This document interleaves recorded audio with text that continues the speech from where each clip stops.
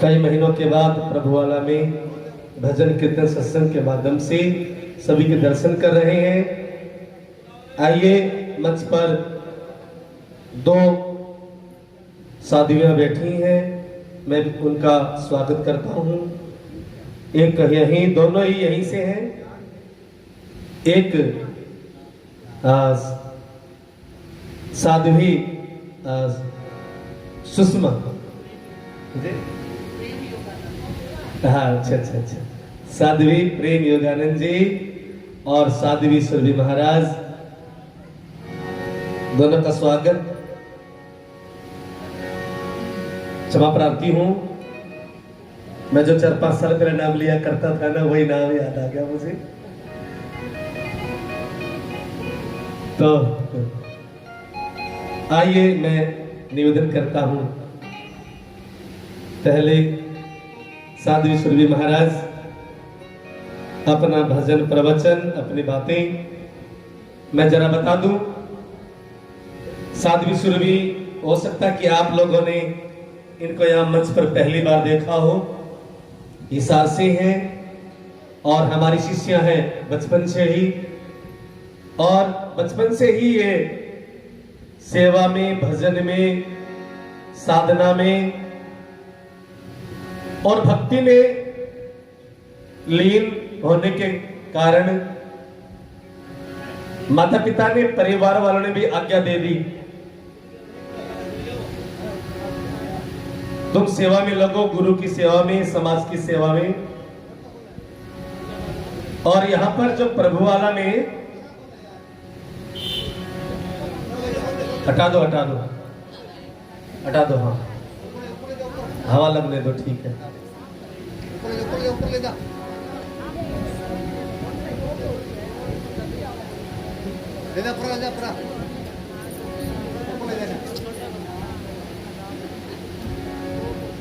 बहुत अच्छा, बहुत बढ़िया।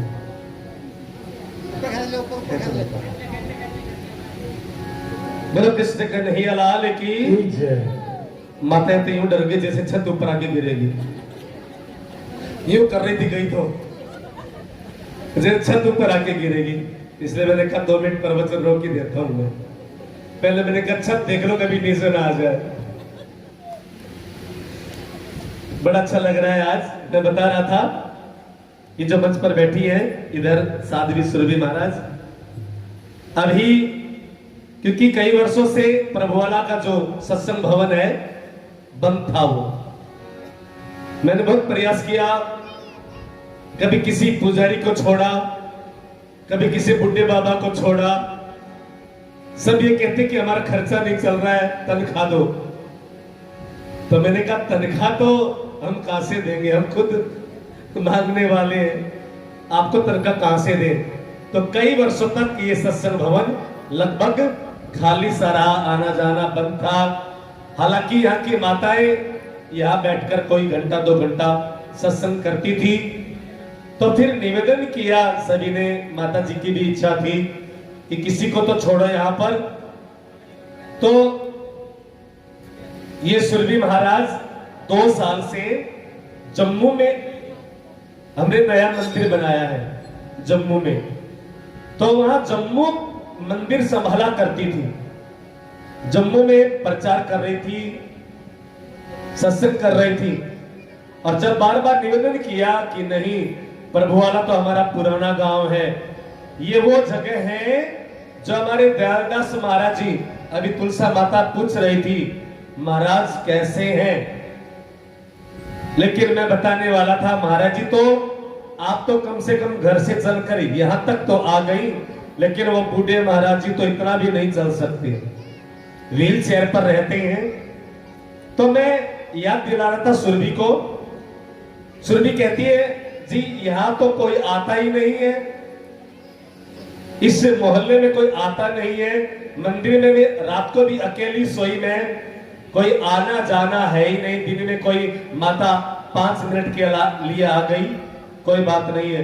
फिर मैंने इनको तसल्ली दी, मैंने कहा प्रभुवाला गांव वो गांव है, आज से 40 साल पहले महाराज जी आते थे रेलगाड़ी से उकलाना मंडी उतरते थे और वहां से मैं और महाराज जी, मेरे हाथ में ढोलक होता, महाराज जी के हाथ में हारमोनियम होता, पैदल चलकर यहाँ आते थे।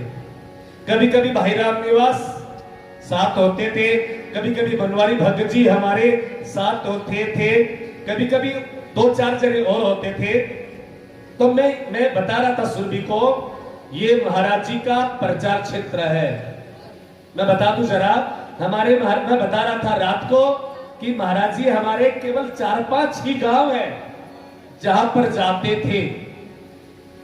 हम तो अब इतने गांव में जाते हैं, गिनती याद नहीं है, लेकिन हमारे महाराज जी का 4 गांव, एक तो प्रभु वाला, दूसरा एक आदमपुर के पास कालीरावण गांव है, और तीसरा एक छोटी सात रोड है, चौथा एक नंदरगढ़ जिले में तलोट गांव है। ये 4 गांव महाराज जी के फेवरेट हुआ करते थे।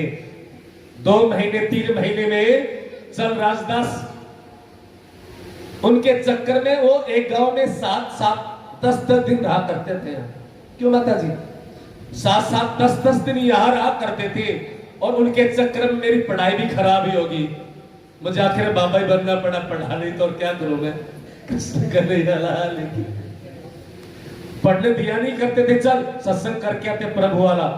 10-10 दिन यहाँ पर रहे, और वो ऐसा गांव है जहां पर महाराज जी उकलाना मंडी से यहाँ तक पैदल आया करते थे, पैदल। और मैंने कहा इस गांव को हम छोड़ेंगे नहीं।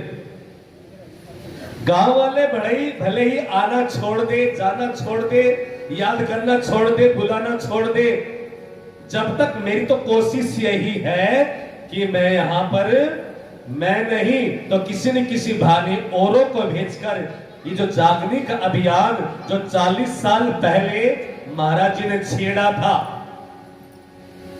उसको जगाए रखना है। वो जो अलख जगाई थी ना महाराज जी ने 40 साल पहले, मैं तो सोचता हूं कि वह अलख जगी रहे, हम गांव को छोड़े नहीं। अब आखिर में मैंने कहा, ये बोली कोई आता तो नहीं है, मैंने कहा 5-6 महीने तो रहकर देख, नहीं आएगा तो फिर हमें छोड़ना ही पड़ेगा। अब तक तो 40 साल से तो बनाए रखा था, अब कोई नहीं आएगा तो बाद में क्या करे।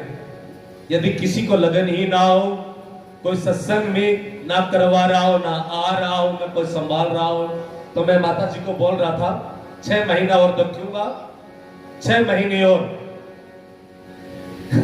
मजाक की बात कहे चाहे गुस्से की बात कहे, 6 महीना और देखूंगा, उसके बाद मैं माता जी को बोल रहा था वो जो सत्संग भवन है वो बेचूंगा।